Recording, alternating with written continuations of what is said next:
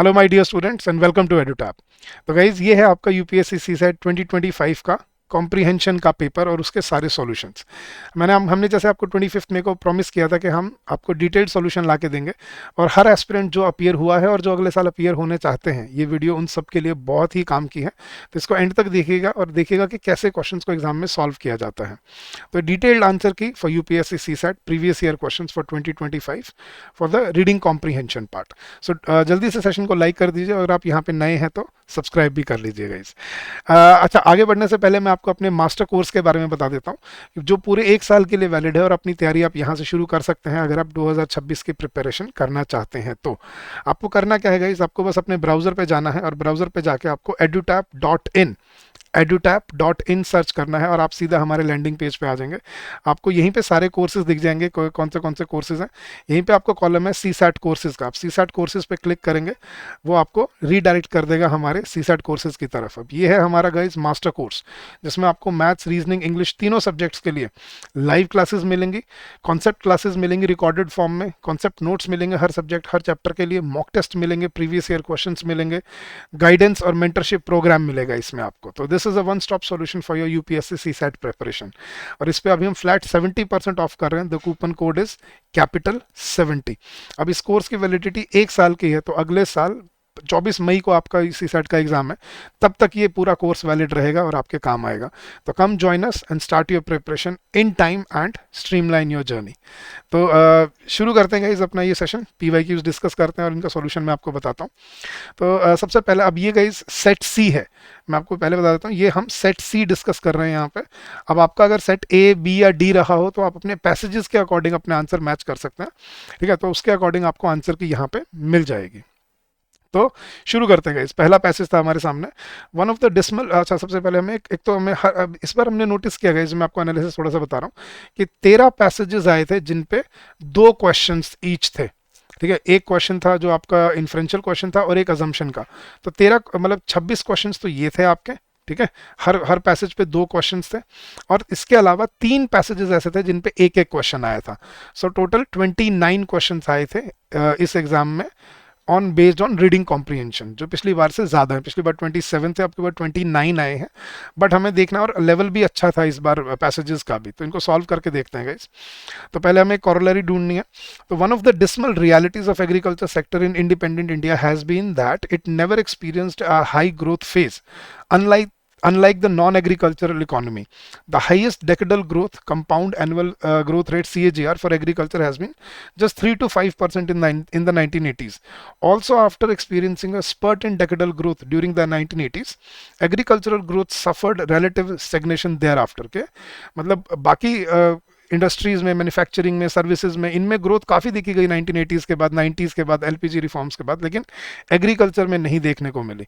This is in sharp contrast to non agricultural growth which consistently increase from 1980s to 2000 exactly. तो उसने क्या corollary दिया है, the benefit of economic reforms percolates down more slowly to agriculture sector than in other sectors of the economy. Yes, for India the green revolution was not as successful as it was expected. Green revolution की बात नहीं थी यहाँ पे, वो तो बहुत पहले हो चुका था। 80s के बाद जो वो बोल रहे हैं कि जो ग्रोथ, इकोनॉमिक ग्रोथ देखनी थी उस सेक्टर को, वो नहीं, वो थी फूड सिक्योरिटी के लिए, लेकिन ये थी इकोनॉमिक ग्रोथ की बात। तो यहाँ पे ग्रीन रेवोल्यूशन का कोई रेलेवेंस नहीं है। India lagged behind other countries in adapting mechanised and modern farming, ये भी नहीं कहा उसने, ना उसके ये तात्पर्य था। Rural to urban migration, no relevance. So the correct answer is option number A, कि the benefits of economic reforms percolates down more slowly in the agriculture sector as compared to the other sectors of the economy. फिर इसी passage पे एक उन्होंने assumption पे दिया था, कि उसने एक बात बोली थी, growing divergence between the fortunes of agriculture and non agricultural economy in India could have been reduced by adapting large scale cultivation of commercial crops and viable corporate farming. कि हम किस तरह से एक वाइबल फार्मिंग या viable हम वो बना सकते थे by adapting large scale cultivation, ये कह रहा है वो, कि हमें लार्ज स्केल कल्टीवेशन करके और कॉर्पोरेट फार्मिंग करके हमें अपनी ग्रोथ को बढ़ावा देना चाहिए था। Is that the true? Guys देखो, ये कोई ज़रूरी नहीं है कि आप अगर उसको कमर्शलाइज कर दो, वाइबल कॉर्पोरेट फार्मिंग दे दो तो वो ग्रोथ देखने को मिलेगा, ये अज्यूम कर रहे हैं हम, कंसिडरिंग जो इंडिया में नहीं हो पाया। और providing free insurance to all crops and heavily subsidised seeds, fertilisers, electricity and farm machinery at par with developed countries. ये भी नहीं था कि डेवलप कंट्रीज के बराबर देना था, this does not make any sense. So the correct answer here was option number D, both the assumptions were invalid here. चलेगा, इस नेक्स्ट सेकंड पैसेज पे चलते हैं। इसमें फिर उन्होंने पूछा था कि क्या रैशनल मैसेज दिया है उन्होंने यहाँ पे हमें। ठीक है, फिर देखते हैं guys. In our country handlooms, handloom मतलब जो कारीगर हाथों से बनाते हैं, are equated with a culture that ensures a continuity of tradition. This idea has become part of public policy framing and provides a legitimate basis for the state to support the sector, but the notion of tradition as a single linear entity is being strongly contested today. The narratives dominant in defining culture tradition in a particular way are seen to have emerged as the identities and histories of large section के, इस तरह से दिखाया गया है उनको कि भाई वो कल्चर से रिलेटेड है। The discounted and at times forcibly stifled identities are fighting for their rightful place in history. Against this backdrop, when we promote handloom as a traditional industry, it is not surprising that large sections of our population choose to ignore it. हाँ, वो ignore कर देते हैं कि अगर हम इसको traditional industry की तरह प्रमोट करेंगे तो फिर इग्नोरेंस तो इसको होगी ही। सो लोग यही सोचेंगे हम क्यों पुरानी चीज़ें खरीदें, राइट, हेरिटेज की, कल्चर की। तो उसने क्या मैसेज दिया है, we need to free the handloom industry from the limited narrative link to preserving cultural heritage. Yes, उसने बोला भी है ये बात लास्ट लाइन में clearly. Continued state support to handloom industry ensures the preservation of some of our glorious art forms. Not mentioned in the passage, state support की कोई बात ही नहीं है इसमें यहाँ पे। Next, household units of handloom sector should be modernized and made an economically viable industry. This should be done. ये assumption है, ना mention नहीं है, message नहीं है passage का ये। Handloom products need to be converted to machine-made designer products to make them more popular. Popular बनाने की बात नहीं थी guys, यहाँ पे तो उनको traditional industry से निकालने की बात थी। So the correct answer here was option number A. We need to free handloom industry from the limited narrative. और इसी पैसेज पे एक अजम्पशन भी दिया था उन्होंने। अजम्पशन था कि देर इज नो नीड, ये देखो गाइस यहाँ एक्सट्रीम हो जाता है option, there is no need for state to be involve in any manner, कि किसी तरह से इन्वॉल्व होना ही नहीं है। गलत। Handloom products are no longer, अब ये फिर एक्सट्रीम हो गया, no longer appealing and attractive in rapidly changing modern world. ऐसा नहीं है, वो इसलिए है क्योंकि हमने उसको ट्रेडिशनली बांध रखा है। सो both the assumptions were invalid. So again option D was your correct answer. So neither one nor two. Next guys, अब ये क्वेश्चन नंबर 11 है, मैं गाइज क्वेश्चन के अकॉर्डिंग करवा रहा हूँ। तो this is the second set of passages जो आते हैं ना, 4-4 के सेट में आए थे अब की बार, तो ये सेकंड सेट है, इसमें क्वेश्चन नंबर 11 है, ये नेक्स्ट पैसेज है। इसमें उसने क्या क्रिटिकल मैसेज दिया है ये पूछा है उसने पहले हमसे कि क्या मैसेज है इस पैसेज का। चलेगा, इस पढ़ते हैं। Maintaining an ecosystem just to conserve biodiversity will affect its commercial potential as well as the livelihoods dependent on the ecosystem. कि अगर आप सिर्फ बायोडाइवर्सिटी को कंजर्व करने के लिए उसको एक इकोसिस्टम को मेंटेन करोगे तो उसकी कमर्शियल पोटेंशियल और जो लोगों के लाइवलीहुड है वो प्रभावित होते हैं उससे। There is also conflict between using an ecosystem only for livelihoods for commercial exploitation और strictly for conservation. Deforestation cause due to commercial exploitation will lead to indirect harm like floods, siltation problems and microclimatic instability apart from the adversely affecting livelihoods dependent on forests. Now these conflicts are particularly acute in developing countries where the dependence of people on the ecosystem is significant. कि बहुत मायने रखती है कि जो लोग हैं जो इकोसिस्टम पे डिपेंड करते हैं। And commercial exploitation has the potential to boost national income, कि उससे नेशनल इनकम भी बूस्ट होती है। तो क्या मैसेज दे रहा है, conservation of biodiversity is not an issue to be worried about, ऐसा तो नहीं है। When some people depend on ecosystem for their livelihood, ऐसा नहीं है कि बिल्कुल उस पर चिंता करनी नहीं चाहिए उसकी, ये तो बिल्कुल ऑपोजिट है। Commercial exploitation of forest goes against the fundamental rights of people dependent on forest for food and shelter. That is true कि कमर्शियल एक्सप्लॉयटेशन नहीं, उनके फंडामेंटल राइट्स की तो कोई बात नहीं है यार, यहाँ पे मैं राइट्स की सोच रहा था लेकिन फंडामेंटल राइट तो नहीं है उसमें ऐसा कुछ। तो this is again not relevant. Sustenance of livelihood and degradation of ecosystem while being together exacerbate one another leading to conflicts and imbalance. Yes, ये थी बात। And commercial exploitation of ecosystem should be completely stopped. ये extreme option हो गया, ठीक है। तो correct answer here is definitely option number C, कि sustenance of livelihood and degradation of ecosystem while being together exacerbate one another leading to conflicts and imbalances. और इसी पे एक और था, उसने assumption दिए थे guys, no country needs to depend on ecosystem. No country, देखो एक्सट्रीम बन गया यहाँ पे इसको शुरू में एलिमिनेट कर दो। Second, resource rich countries need to share their resources with those of scant resources so as to prevent the degradation. इसमें दूसरी रिच कंट्री पुअर कंट्री को रिसोर्स देके क्या करेंगे, ये तो एक इकोसिस्टम की बात थी, इररेलेवेंट।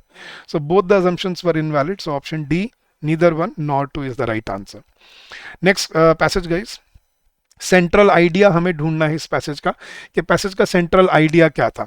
चले guys, the history of renewable energy suggest there is a steep learning curve, meaning that as more is produced costs fall rapidly because of economies of scale. कि ज़्यादा बल्क में अगर आप प्रोड्यूस करते हो तो उससे इकोनॉमी ऑफ स्केल से क्या होती है, कॉस्ट कम हो जाती है। And learning by doing, the firms green innovation is part dependent the firm's green innovation is part dependent. The more a firm does, the more it is likely to do in the future.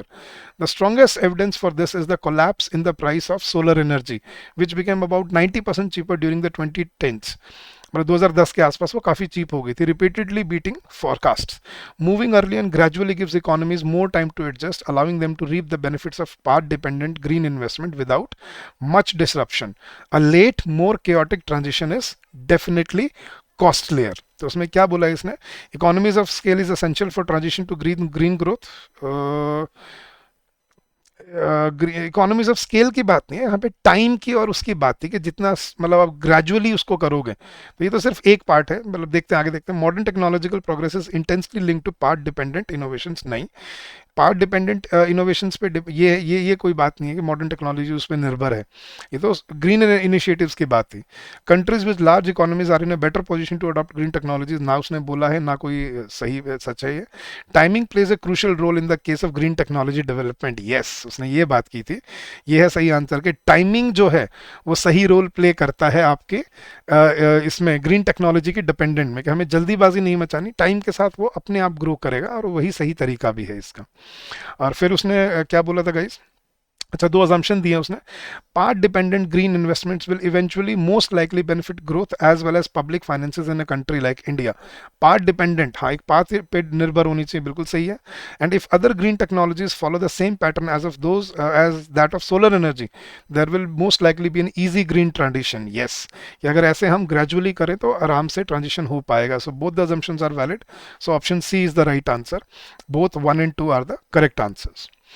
Next guys, अब ये question number 21 पे चलते हैं। Next set of passages है, इसमें पहले इसने central idea पूछा है। In our country, regrettably, teaching and learning for the examination have been our forte, but the new demands of society and the future of work require critical and independent thinking. Learning through doing, asking questions from multiple disciplinary perspectives on the same issue, using evidence for building arguments, and reflecting and articulation. Higher education should not either be a mere servant of the government policy or a passive respondent to the public mood. Higher learning is all about how to think rather than what to think. Teaching has to be reinvented, ये कहा है उसने। तो क्या central idea है इसमें, India does not have enough resources for promoting quality education, resources नहीं है ऐसा कुछ नहीं बोला उसने, बिल्कुल गलत है। The institutions of higher learning in the country should not be under the control of the government, ये एक्सट्रीम ऑप्शन है, गवर्नमेंट के कंट्रोल में होना चाहिए नहीं होना चाहिए, इररेलेवेंट डिबेट है ये। Classroom approach to higher education should be done away with, classroom approach को हटा देना चाहिए, ये थोड़ा सा एक्सट्रीम लग रहा है मुझे। And classroom needs to be reimagined and teaching needs to be reinvented, yes ये था कि भाई क्लासरूम को दोबारा हमें सोचना और उसको बदलना पड़ेगा और टीचिंग को री इन्वेंट करना पड़ेगा, एक नए तरीके का हमें वहाँ पे वो लेके आना पड़ेगा, मतलब टीचिंग मेथड लाना पड़ेगा। और फिर उसने अच्छा दो अजम्पशन भी दिए, higher education is a constantly evolving subject that needs to align towards the new development in all spheres of society, बिल्कुल ठीक बात है। In our country sufficient funds are not allocated, ये फंड्स की कहीं बात नहीं हुई ना पैसेज में ना और उसमें, तो this is incorrect, so only option 1 is correct, so option A is the right answer है, ठीक है। चलेगा इस नेक्स्ट पैसेज पे, फिर उसने हमसे क्या पूछा है, क्रक्स क्या है पूरे पैसेज का, तो what is the central theme of the passage. चलेगा इस अब देखते हैं, if there is inequality in the pattern of population growth, there is greater inequality in food production and utilisation, कि अगर population pattern of population growth में inequality होगी तो फूड प्रोडक्शन और यूटिलाइजेशन में भी इनइक्वालिटी देखने को मिलेगी। As societies become wealthier their consumption of animal products increases, हम जैसे जैसे अमीर होते जा रहे हैं हम वेजिटेरियन छोड़ के नॉन वेजिटेरियन फूड पे जा रहे हैं, This means that a greater proportion of such basic foodstuff as grains and legumes that could feed humans directly is instead being converted into feed for poultry and large farm animals. Yet this conversion of plant-based food into animal food for humans is far from efficient. Only 16% of the calories fed to chickens are recovered by us when we eat them. हम मतलब उसको secondary तरह से खा रहे हैं, पहले feed उनको खिला रहे हैं जानवरों को और फिर जानवरों को पका के हम खा रहे हैं. इससे क्या हो रहा है? The conversion rate goes down to 5 to 7% in the large animals that are fed grain to add fat and some protein before slaughter. तो हम गलत तरीका अपना रहे हैं कंजम्पशन का, मतलब एनर्जी कंजम्पशन का. तो क्या आंसर है? There is an urgent need for public policy to promote consumption of cereal based foods in wealthier societies. कि पब्लिक पॉलिसी, देखो ये चॉइस की बात है, इसमें पब्लिक पॉलिसी का ना तो मेंशन्ड है कि भाई रूल रेगुलेशन लगा दो, इसमें ऐसा तो कुछ नहीं है कि अब किसी को फोर्स कर सकते हो क्या खाओ क्या ना खाओ. Animal based food is far less efficient than grain plant based food in terms of production and utilisation. Yes, ये है असली बात इसकी कि भाई एनिमल जो फूड है वो लेस एफिशिएंट है as compare to plant based food. Plant based protein should replace the animal based protein in our daily diets. के प्लांट बेस्ड को देखो ये मैसेज हो सकता था लेकिन ये क्रक्स नहीं था. इसको मैसेज कह सकते थे हम, लेकिन ये क्रक्स नहीं है पैसेज का. पैसेज का क्रक्स अभी क्या है देखते हैं एक बार. Inequality in food production and consumption is inevitable in any fast changing. भाई ये एक्सट्रीम ऑप्शन है इनएविटेबल, मतलब इसको तो रोक ही नहीं सकते. Clearly option B is the right answer कि animal based food is far less efficient than grain plant based food in terms of production and utilization. And next उसने दो assumption दिए इसमें. The food manufacturing and processing industries in every country देखो should align their objectives and processes in accordance with the changing needs of societies. गलत है guys, हर देश में आप ऐसा नहीं कर सकते. ठीक है. Next, wealthier societies tend to incur great loss of calories of food material due to indirect utilization of agricultural produce. यही क्रक्स भी था. तो second is correct, first is incorrect. So option B is the right answer. Only second option is correct here guys. Next ये है, इसमें उसने हमसे message पूछा है कि क्या मैसेज दिया गया है यहाँ पे. तो देखते हैं. Each state in India faces a distinctive set of challenges regarding the impact of warming, global warming की बात कर रहा है, but also offers its own set of opportunities for reducing emissions depending on its natural sources. For example, coastal states need to take action to protect their shores from sea level rise. Districts that are drier need to prepare for variable monsoon precipitation. Himalayan regions have their own. Just give me 1 second, guys. Sorry. Himalayan regions have their own unique challenges, and selected parts of peninsular India and offshore areas offer great opportunities for harnessing wind power. These various aspects need to be considered for developing clear and sustainable goals for the future. उसने बोला कि हर area की अपनी अपनी अलग अलग एक problem है जिसको हमें मतलब हमें क्या करना पड़ेगा, हमें कंसिडर करना पड़ेगा और सस्टेनेबल गोल्स को अचीव करने के लिए सही तरह से उनको टारगेट करना पड़ेगा. तो क्या मैसेज दिया? The mitigation and adaptation strategies to address और tackle the climate change is essentially the responsibility of each state. कि स्टेट की जिम्मेदारी बनती है खुद. मैं नहीं गई थी तो मुझे ठीक नहीं लग रहा. Next, India is too diverse to implement any effective strategy. ये एक्सट्रीम हो गया है. देखो कोई भी स्ट्रैटेजी नहीं कर सकते हम, नहीं. It is basically the responsibility of union government to implement the climate action change plan and ensure net zero emissions. के सिर्फ सरकार की जिम्मेदारी बनती है, या India needs to formulate effective climate change mitigation and adaptation strategies at the state और region level. Yes, कि हमें रीजनल लेवल पे जाके पॉलिसी बनानी पड़ेगी, ना कि एक यूनियन सेंटर पे बनानी पड़ेगी. तो option D is the clear answer है गाइस. ये थी लॉजिकल बात जो उसने कही थी यहाँ पे. अच्छा, फिर इस पे दो अजम्पशन भी दिए उन्होंने. Green energy production can be link to और integrate with climate change mitigation and adaptation strategies. के ग्रीन एनर्जी प्रोडक्शन को हम इंटीग्रेट कर सकते हैं क्लाइमेट चेंज और मिटिगेशन प्लान के साथ. Yes, effects of climate change are much more severe in coastal and mountain. नहीं, ये गलत है. उसने बोला हर जगह पे अपनी अपनी चैलेंजेस हैं. तो ओनली अजम्पशन 1 इज करेक्ट है. वो उसने बोला कि अगर उसको हम कनेक्ट करते हैं तो वो हमारे लिए बेटर अडेप्टेशन स्ट्रेटजीज लेके आएंगे. तो only first assumption is correct है गाइस. Next, question number 33. इसमें फिर से नेक्स्ट पैसेज में उसने पहले मैसेज पूछा है, तो पढ़ते हैं. वो देखते हैं यहाँ पे क्या आंसर आना चाहिए. if the social inequality is the most acutely felt social problem in India, insecurity more than poverty is the most acutely felt economic problem. सही बात है कि सोशल इनइक्वालिटी अगर सबसे ज़्यादा फील होती है तो फिर ये जो है हमारी इकोनॉमिक जो है इनइक्वालिटी, ये उससे भी ज़्यादा महसूस होती है लोगों को. Besides those below the official poverty line, even those just over the poverty line are subject to multiple economic insecurities of various kinds due to wealth, health risk or market fluctuations, job related uncertainties. Many government policies are actually intended towards mitigating these insecurities. So what is the message?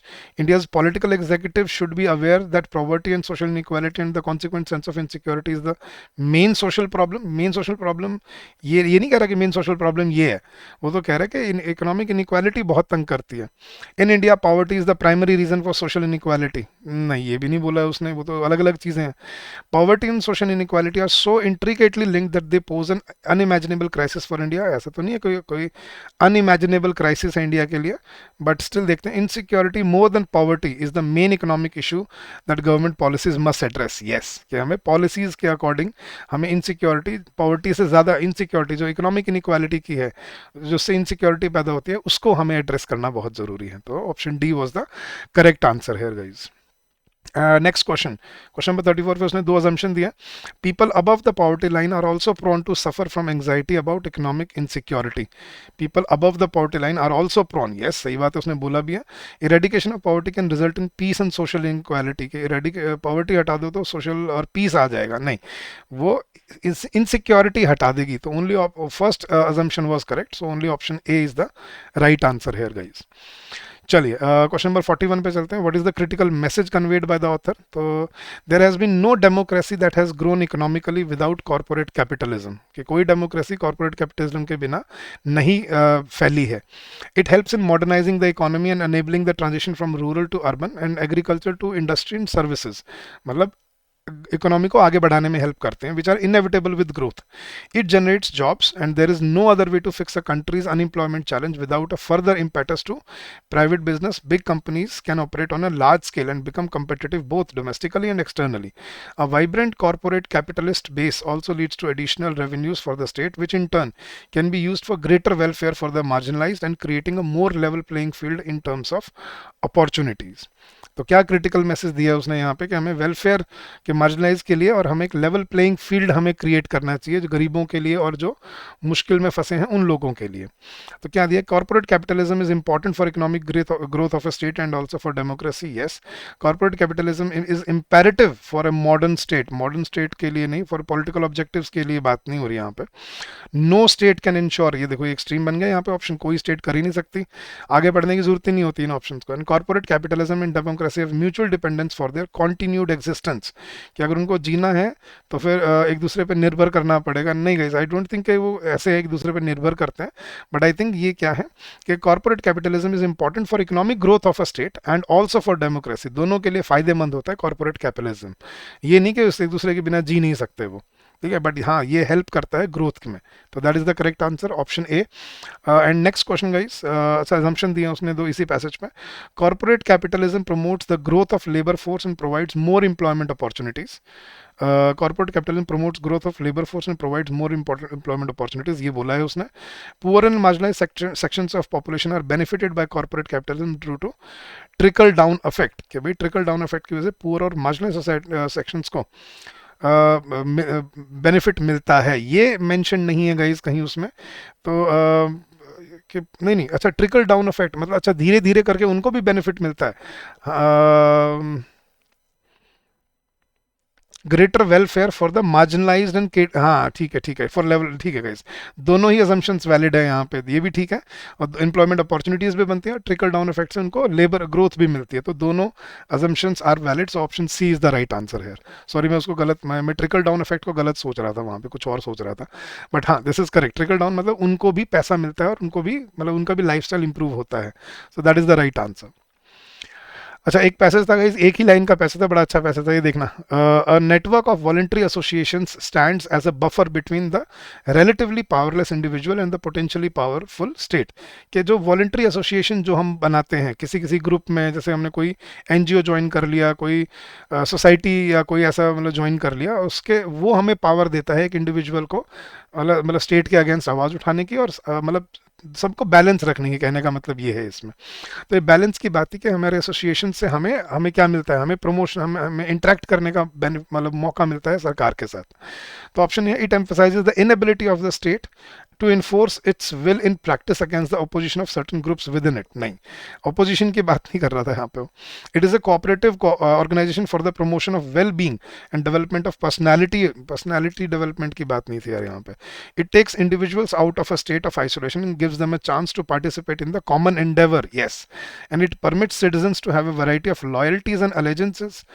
Loyalties, अलग अलग तरह की loyalty और allegiance बनाने में permit करता है वो. नहीं गाइज, आई थिंक परमिट तो करता ही है, लेकिन उसका बेनिफिट क्या होता है?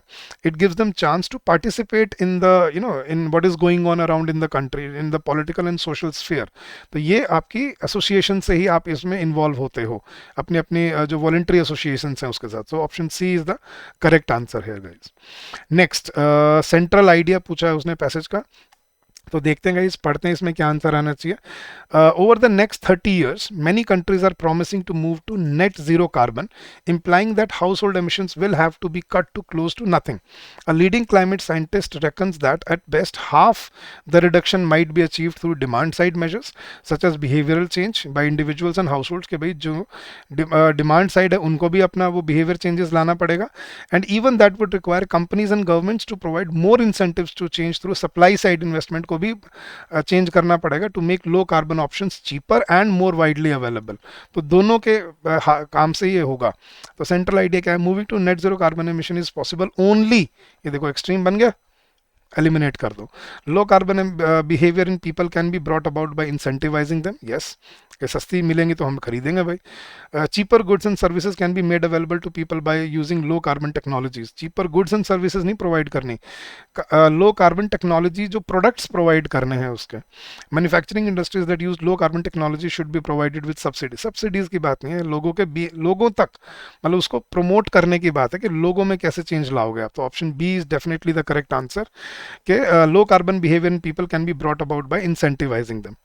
अच्छा, उसमें फिर इसी पैसेज पे दो अजम्पशन दिया. Supply side investments in companies can result in low carbon behaviour in people. Yes, people are not capable of adapting low carbon behaviour without involvement of government companies. ये नहीं भाई, ये गवर्नमेंट की बात नहीं थी यहाँ पे, बिहेवियर और केपेबल है ही नहीं वो, ये एक्सट्रीम बना देते. तो only option 1 is valid. So option A is the right answer है गाइस. चलिए आगे पैसेज पे चलते हैं. इसमें क्या पूछा है उसने? प्रैग्मेटिक मैसेज क्या दे रहा है? चलो. In only 50 years the world's consumption of raw materials has nearly quadrupled to more than 100 billion tons. Less than 9% of this is reused. Batteries of old vehicles contain materials such as lithium, cobalt, manganese, and nickel that are pricey and can be hard to obtain. Supply chains are long and complicated.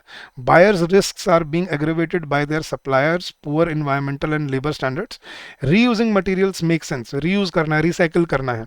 Once batteries reach at the ends of their lives, they should go back to a factory where their ingredients can be recovered and put into new batteries के, नई batteries में उनको डाला जा सके. Recycling की बात हो रही है. तो the green economy is not possible. ये एक्सट्रीम ऑप्शन मत देखा करो guys. Every sector of economy should adopt these the reuse material immediately. नहीं guys. Circular economy can be beneficial for sustainable growth. Yes, circular use of material resources is the only option. ये देखो, ये extreme बना देते हैं आपको, और मैंने आपको जो एलिमिनेशन मेथड समझाया था उससे बड़े आराम से आप ये क्वेश्चन सॉल्व कर पाते हो. तो option C is the right answer. Circular economy can be beneficial for sustainable growth. अच्छा, फिर इसमें दो अजम्पशन भी दिए थे उसने. अजम्पशन दिए थे गाइस कि automobile factories are examples of circular economy. Automobile नहीं है गाइस, बैटरीज एग्जांपल है, ऑटोमोबाइल फैक्ट्रीज नहीं है. Economic growth is compatible with circular use of mineral resources. Economic growth, yes, ये उसने बोला भी है. तो only option 2 is valid. So option B is the right answer. Assumption 1 is invalid है. चलेगा, इस नेक्स्ट पैसेज पे चलते हैं. What is the most rational and crucial message पूछा है उसने, क्या मैसेज दिया जा रहा है? तो पढ़ते हैं. A single number for inflation is an aggregate across different commodities and services that the price rise differs for different items of consumption. So the single number is arrived at by assigning weights to different commodities and services. For WPI the weights in production and are used. For CPI the consumption basket is used, but people are not homogeneous. The consumption basket is vastly different for the poor, the middle class and the rich. Hence the CPI is different for each of these classes and a composite index requires averaging the baskets. Yes. तो क्या message दिया है उसने इसमें, इसके अंदर guys? उसने बोला है कि यहाँ पे सही आंसर क्या है? We must use WPI exclusively in measuring price rise and CPI should be done away with. कि उसको हटा देना चाहिए? बिल्कुल नहीं guys. The present calculation of inflation rate does not correctly measure the price rise individual item.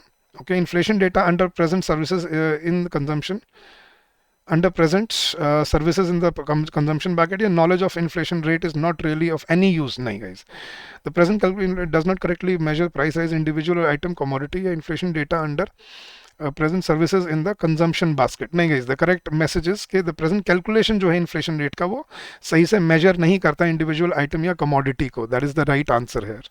ठीक है, चलिए गाइज, तो फिर चलते हैं गाइज नेक्स्ट पे.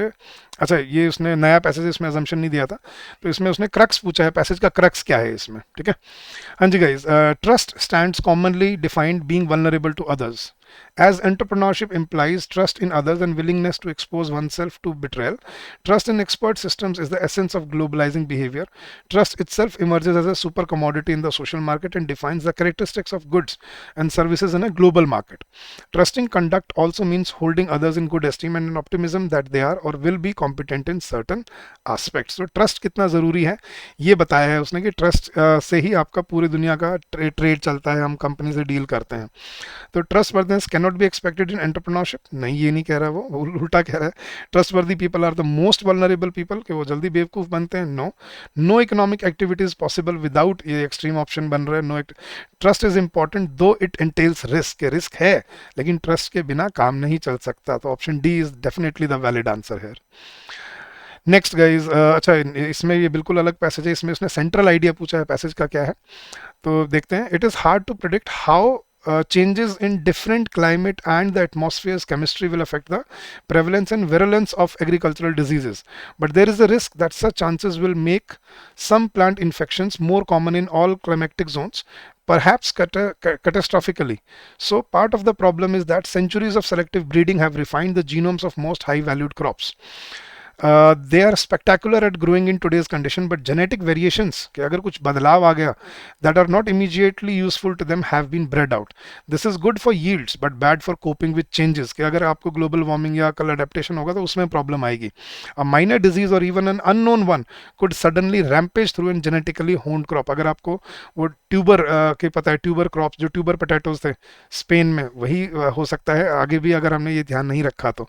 तो उसने क्या मैसेज दिया है यहाँ पे, क्या सेंट्रल आइडिया है, global climate change adversely affect the productivity of crops. करता है ये नहीं कह रहा वो, वगैरह क्या पॉसिबल है ये बता रहा है. Are total dependence on genetically honed crops entails possible food insecurity. Yes, are food insecurity should not depend on agricultural productivity alone, कि सिर्फ एग्रीकल्चर प्रोडक्टिविटी पे हमारी फूड सिक्योरिटी नहीं डिपेंडेंट होनी चाहिए, ये नहीं कह रहा वो तो कह रहा है कि आगे के लिए ध्यान केयरफुल रहो. एंड जेनेटिकली होन crop should be replaced with their wild varieties and other. नहीं, वाइल्ड वेराइटीज से रिप्लेस करने की बात नहीं है यहाँ पे. टोटल डिपेंडेंस जो है फूड ये गलत है जेनेटिकली क्रॉप्स पे, हमें उनको और अच्छे से मॉडिफाई करना चाहिए, ये कहना चाह रहा है वो यहाँ पे.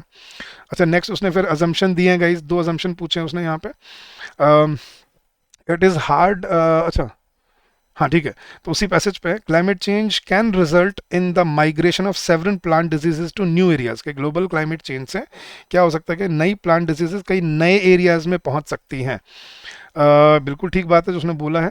And scientific understanding of the wild relatives of our present crops would enable us to strengthen food security. उससे हम कर सकते हैं, फूड सिक्योरिटी को स्ट्रेंथन कर सकते हैं, बट वो रिप्लेस नहीं कर सकते. So both the assumptions are valid है, तो option C is the correct answer. चलेगा, इस लास्ट पैसेज है ये इस पेपर का, देखते हैं क्या क्रिटिकल मैसेज दिया है उसने, पढ़ते हैं. A good statesman like any other sensible human being learns more from his opponents than from his fervent supporters. एक अच्छा पॉलिटिशियन अपने ओपोनेंट से सीखता है, ना कि सपोर्टर से. For his supporters will push him to disaster unless his opponents show him where the dangers are. So if he is wise he will often pray to be delivered from his friends because they will ruin him. But though it hurts, he ought also to pray never to be left without opponents, for they keep him on the path of reason and good sense. तो opposition बहुत ज़रूरी है एक democracy में, ये कहना चाह रहा है. The national unity of free people depends upon a sufficiently even balance of political power to make it impracticable for the administration to be arbitrary and for opposition to be revolutionary and irreconcilable. Very good. So without opposition parties, the administration in a democracy gets to become more responsible. नहीं, वो तो कह रही है, उल्टा बोल रहा है. Democracy needs to have revolution revolutionaries in opposition to keep the government alert. Okay. Rulers in democracy need the support of opposition for their political survival. ये नहीं कह रहा वो कि पॉलिटिक्स में उनके सर्वाइवल के लिए अपोजिशन की जरूरत है, नहीं. In a democracy the opposition is indispensable for the balance of political power and good governance. Yes, that's a better answer. तो ये नहीं कि रेवोल्यूशनरी होना जरूरी है, बट अच्छी अपोजिशन होना बहुत जरूरी है जो सवाल उठाए. So option D is the valid answer. And last question guys, क्या अजम्पशन पूछे उसने, तो in a democracy a strong opposition is required only if the head of the government is indifferent. ये extreme option है, eliminate हो गया. The more aggressive the opposition, the better is the governance in a democracy. कि जितना aggressive नहीं, जितना सवाल उठाएंगे, ये नहीं कि भाई वो हर चीज़ को कर रहे हैं, लेकिन वो कह रहे हैं जितना अच्छा आपको सवाल उठाएंगे उतना ही अच्छा वो आपको अच्छे गवर्नेंस देंगे. So both the assumptions are invalid here. I feel neither one nor two is the right answer. तो guys this was the solution for your previous year questions for the year 2025. ठीक है, इससे आपको help मिलेगी समझने में कि किस लेवल के पैसेजेस आते हैं, कैसे उनको सॉल्व किया जाता है और कैसे उनको हमें टैकल करना होता है एग्जाम वाले दिन. So that's it for this session. I hope this will help you in your journey and in your preparation ahead. अगर आपको फिर से अगर जानना है आप कैसे ज्वाइन कर सकते हो हमारा मास्टर कोर्स, तो गाइज आपको सिर्फ क्या करना है, वैसे आपको इस वीडियो के लिंक में भी मिल जाएगा, लेकिन अगर आप अपने ब्राउज़र पे जाकर सिर्फ सर्च करते हो edutab.in, आप हमारे कोर्स में हमारे होम पेज पे आ जाओगे. यहाँ पे कोर्सेज में आपको CSAT के कोर्सेज दिखेंगे और ये है हमारा मास्टर कोर्स जिसमें आपको सारी live classes, concept notes, mock test सब कुछ एक जगह पे मिलता है और आपको और कहीं जाने की जरूरत नहीं. और इस पर हम फ्लैट 70% ऑफर कर रहे हैं. तो कम ज्वाइन, और ये 1 साल की वैलिडिटी के साथ है, तो आप अगले जून तक आप इससे तैयारी कर सकते हो और जितनी बार चाहो इतनी बार उसको देख सकते हो. The link is also given in the description of the video. Come join us and get benefited from it. और अगर गाइज आपको ये PDF चाहिए तो इसका लिंक आपको टेलीग्राम चैनल का हमारे मिल जाएगा इसी वीडियो के डिस्क्रिप्शन में, तो वहां से आप इस PDF को भी डाउनलोड कर सकते हो. अगर आपको कोई डाउट हो, कोई क्वेरी हो, you can call us on this number during the office hours which is 8146207241, और you can also drop us an email at hello@edutab.co.in. So thank you so much once again guys, and happy learning to all of you. All the very best for your exam, for your mains exam, or for who are preparing for the next year. So keep up the good work, stay safe, stay healthy, and happy learning once again. Bye bye, take care.